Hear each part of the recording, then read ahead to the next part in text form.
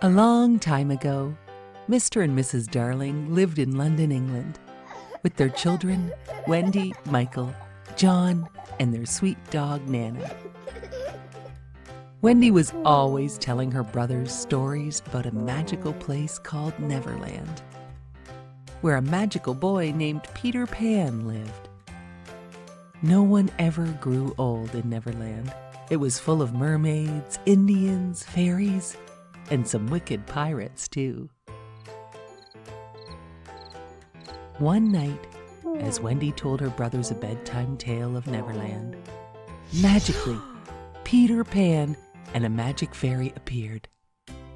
Peter Pan wanted Wendy to come with him back to Neverland and never grow old. She agreed, as long as her two brothers could come too.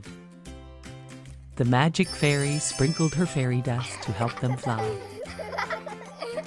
And soon, Peter Pan had taught Wendy, Michael, and John how to fly.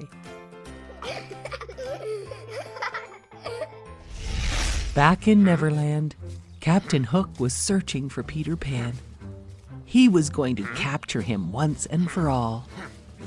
Peter Pan took Wendy to the Mermaid Lagoon, while Michael and John went off exploring with Peter Pan's friends, the Lost Boys. In the meantime, Captain Hook had taken Tiger Lily, Peter Pan's friend, prisoner. The captain demanded that Tiger Lily tell him where Peter Pan's secret hiding place is.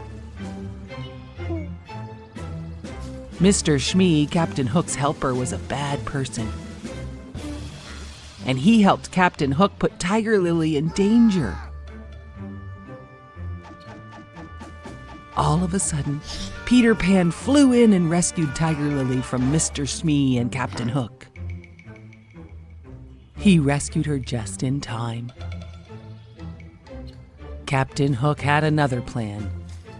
Mr. Shmee would find the magical fairy, and she would help them find Peter Pan's secret hiding spot. Mr. Shmee found the fairy, and she was willing to help because she had become jealous of Wendy. And Captain Hook promised to leave Neverland and kidnap Wendy to take her with him. Because of the promise, the fairy showed Mr. Shmee and Captain Hook on a map where Peter Pan's secret hideout was. Immediately, Captain Hook said, "Thank you, nice fairy," and then locked her up in a cage. The captain and his crew found the secret hideout and captured everyone but Peter Pan. Captain Hook lowered a bomb into the hideout to blast away Peter Pan. But meanwhile, the fairy had escaped to warn Peter Pan about the bomb. The bomb went off, but Peter Pan and the fairy escaped. But Captain Hook had no idea about that. Happy with his prisoners, Captain Hook loaded them on his ship. He gave them all only two choices. "Become pirates or walk the plank," said Captain Hook. Wendy bravely said, "We will never join you," as she slowly walked onto the plank. She stepped off the end and vanished into thin air without even a splash. Michael and John looked on in fear. All of a sudden, they all heard Peter Pan's voice. He had saved Wendy by catching her before she splashed into the water. A great battle started between Peter Pan and Captain Hook. Peter Pan won the battle and threw Captain Hook overboard. The ship was now Peter Pan's. Peter ordered his crew to sail the ship to London to take Wendy, John, and Michael back home. Peter Pan knew Wendy and her brothers had to return home. Wendy and her brothers were so happy to be returning home to London. The ship reached Mr. and Mrs. Darling's home and dropped off Wendy, Michael, and John. Peter Pan and his friends were not ready to grow up just yet, so they turned the ship around to sail back to Neverland, with Peter Pan and the fairy too. Wendy and her brothers waved goodbye from their window as Peter Pan and his ship sailed out of sight towards Neverland. Wendy knew in her heart she must start to grow up soon. But no matter how old she got, she would never forget her wonderful adventures in Neverland with Peter Pan and all of his amazing friends.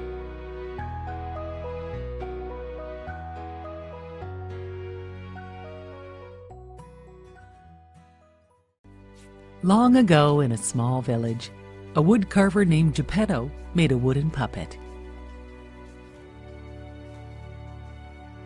It looked so much like a real boy that Geppetto gave it a name, Pinocchio. The old man was so happy, he showed the puppet to his cat Figaro and his goldfish Cleo. As Geppetto showed his puppet to his dear pets, a small cricket named Jiminy Cricket snuck into Geppetto's house to have a warm night's sleep. Jiminy Cricket watched as Geppetto set the puppet down and gazed out the window at the stars. "Look at that! The wishing star!" Geppetto cried.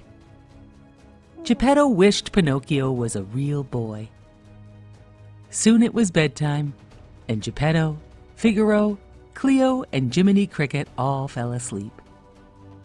Before long, a beautiful light filled the workshop and woke up Jiminy Cricket. It was the Blue Fairy. She had heard Geppetto's wish and was there to make Pinocchio a real boy. She touched the puppet with her magic wand, and Pinocchio came to life.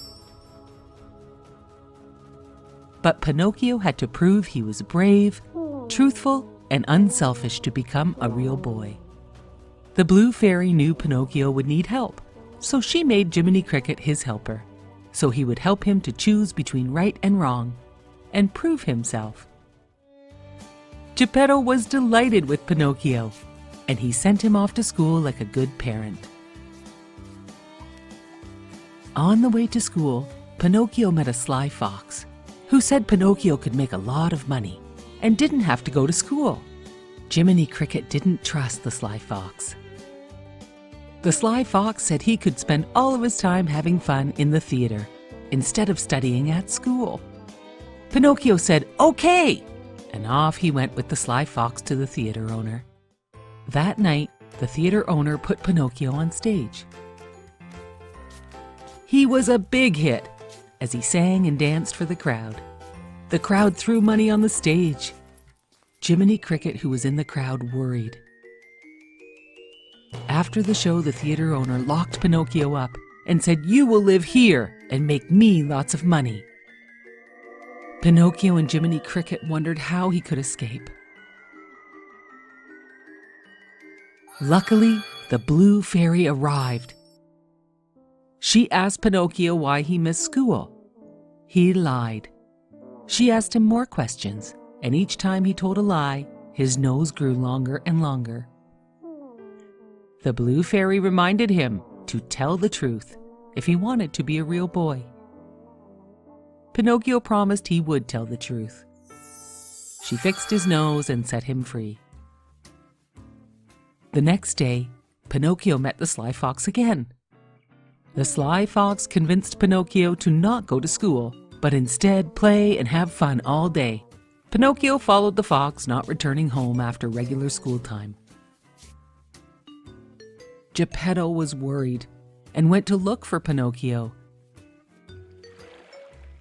Geppetto sailed his boat to search for Pinocchio, and he was swallowed up by a huge whale. When Pinocchio returned home from playing all day, he found this out, and he knew he must save Geppetto. Pinocchio and Jiminy Cricket found the huge whale, and they teased him with the fish. The whale grabbed the fish, the pole, Pinocchio, and Jiminy Cricket, and they were all swallowed into his belly. They found Geppetto in the whale's belly too. They must find a way to escape from the whale. They decided they would make the whale sneeze, and they would all escape when the whale opened his mouth. It worked, but when the whale saw them in the water, he thrashed around, knocking everyone about. Pinocchio had to grab Geppetto to save him. After a while, the water settled down and Geppetto and Jiminy Cricket awoke on the beach. They found Pinocchio lying lifeless on the rocks. Geppetto was heartbroken, and he carried his son home in his arms, convinced he had lost Pinocchio forever. Back in the workshop, Geppetto and Jiminy Cricket cried, and then all of a sudden, the blue fairy appeared. She touched her wand on Pinocchio and said, "Awake!" Pinocchio awoke, and the blue fairy said, "By saving Geppetto, you have proven yourself to be brave, truthful, and unselfish."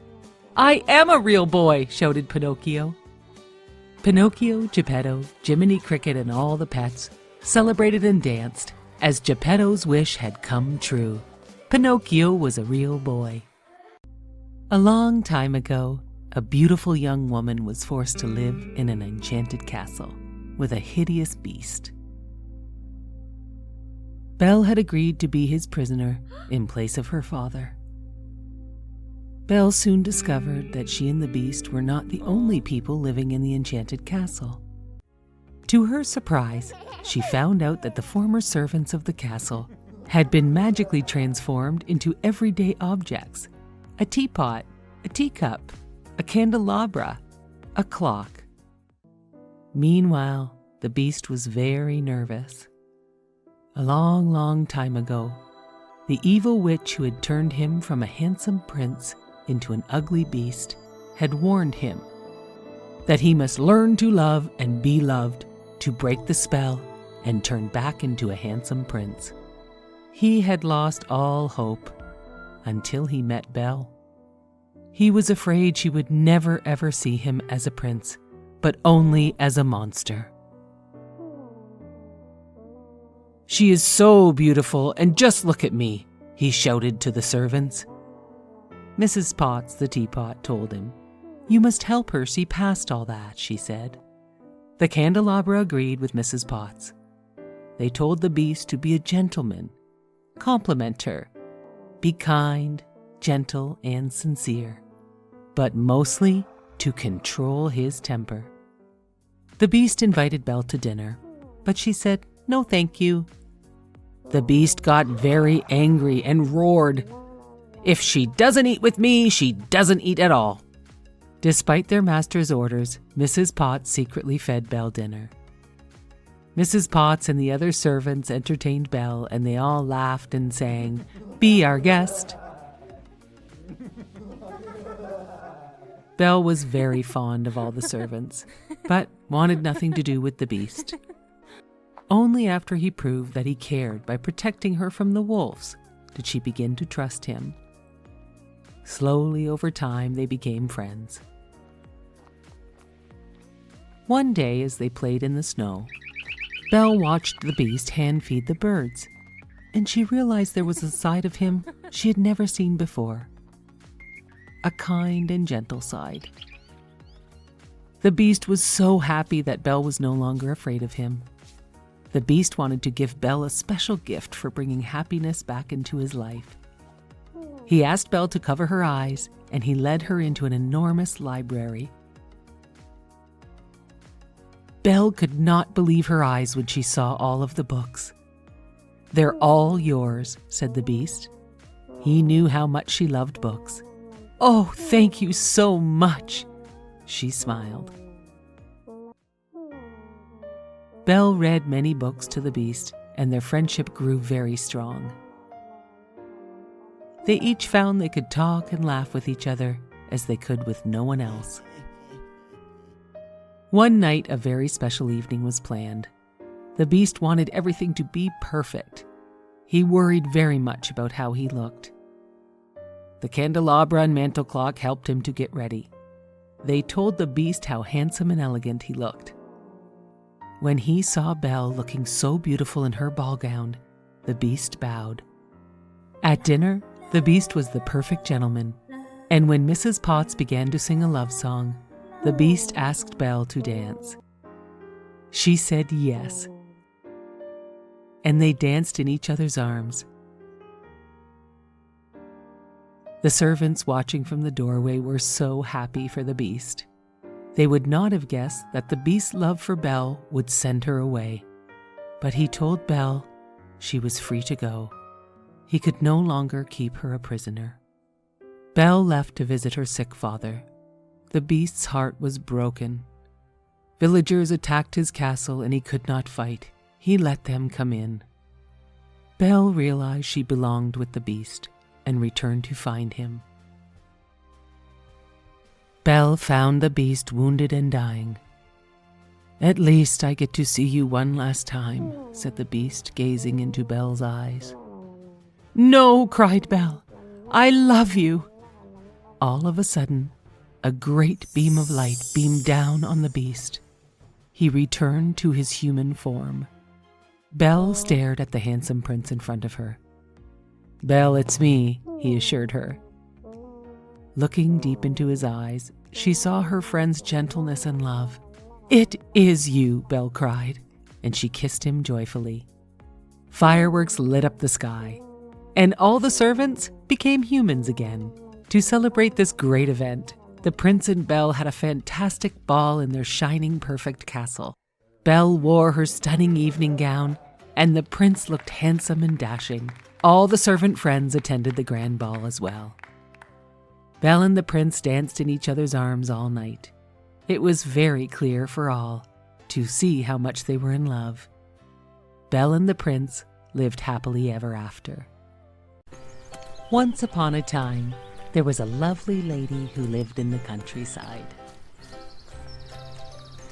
Her beautiful white cottage was filled with the smell of fresh baked cookies that wafted over to her barn.